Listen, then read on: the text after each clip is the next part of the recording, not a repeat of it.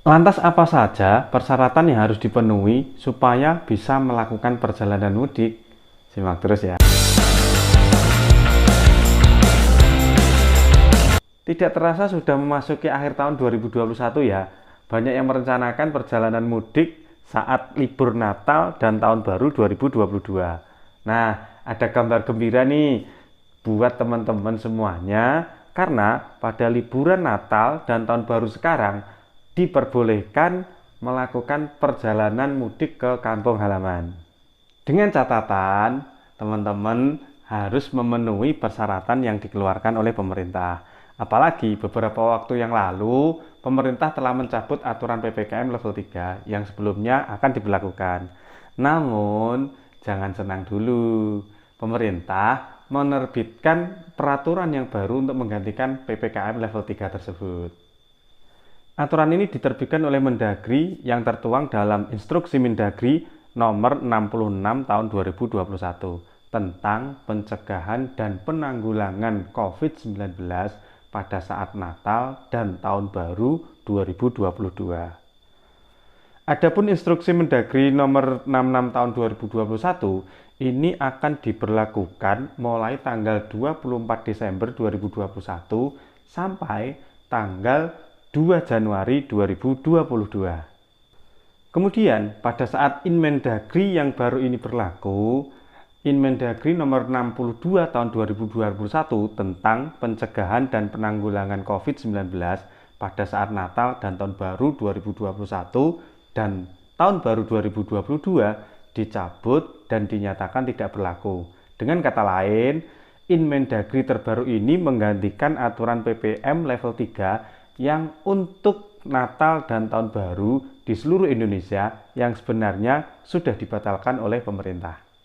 Kebijakan pemerintah memberlakukan persyaratan ketat untuk mudik itu adalah demi mencegah penularan COVID-19 yang mengakibatkan lonjakan pada masa libur Natal dan Tahun Baru.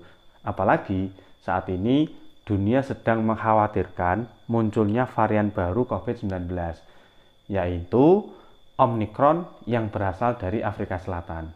Lantas apa saja persyaratan yang harus dipenuhi supaya bisa melakukan perjalanan mudik? Aturan yang dikeluarkan Menteri Dalam Negeri ini memuat sejumlah peraturan. Pelaku perjalanan jauh diwajibkan melakukan vaksinasi dosis lengkap dan melakukan swab antigen.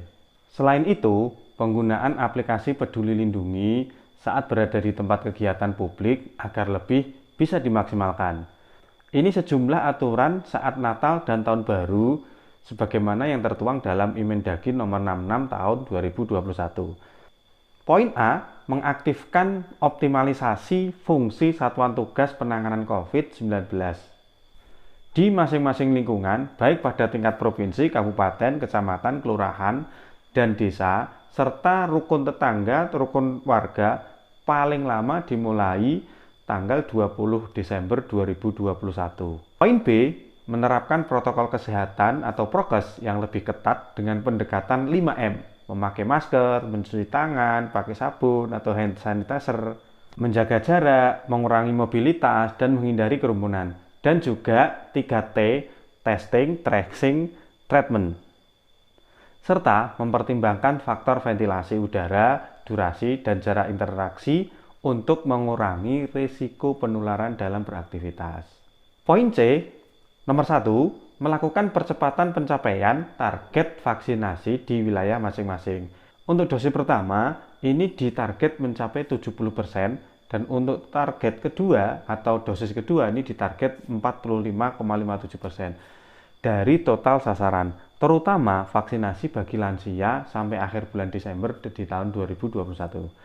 Dan untuk yang kedua, memulai vaksinasi untuk anak usia 6 tahun sampai 11 tahun dengan ketentuan telah mencapai target minimal 70% dosis pertama dari total sasaran dan juga target minimal 60% dosis pertama untuk lansia sesuai dengan aturan yang berlaku. Untuk poin D, ini akan dilakukan koordinasi dengan Forkompimda dan juga pemangku kepentingan lainnya, diantaranya ada tokoh agama, tokoh masyarakat, organisasi kemasyarakatan, pengelola hotel, dan pengelola tempat wisata.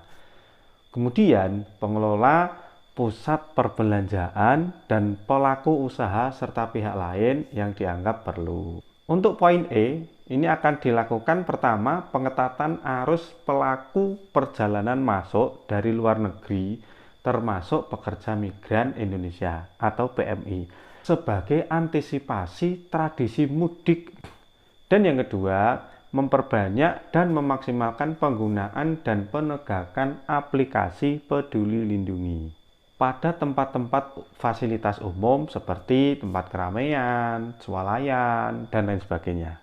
Untuk poin F, ini akan dilakukan pengetatan dan pengawasan protokol kesehatan di tempat-tempat yang berpotensi terjadinya kerumunan. Di antaranya yang pertama adalah gereja atau tempat yang difungsikan sebagai tempat ibadah dan pada saat perayaan Natal. Yang kedua adalah tempat perbelanjaan. Dan yang ketiga, tempat wisata lokal. Untuk poin G, membatasi kegiatan masyarakat pada tanggal 24 Desember 2021 sampai dengan tanggal 2 Januari di tahun 2022. Yang termasuk akan ada pengetatan yaitu di tempat seni budaya dan juga olahraga yang dapat berpotensi menimbulkan penularan COVID-19.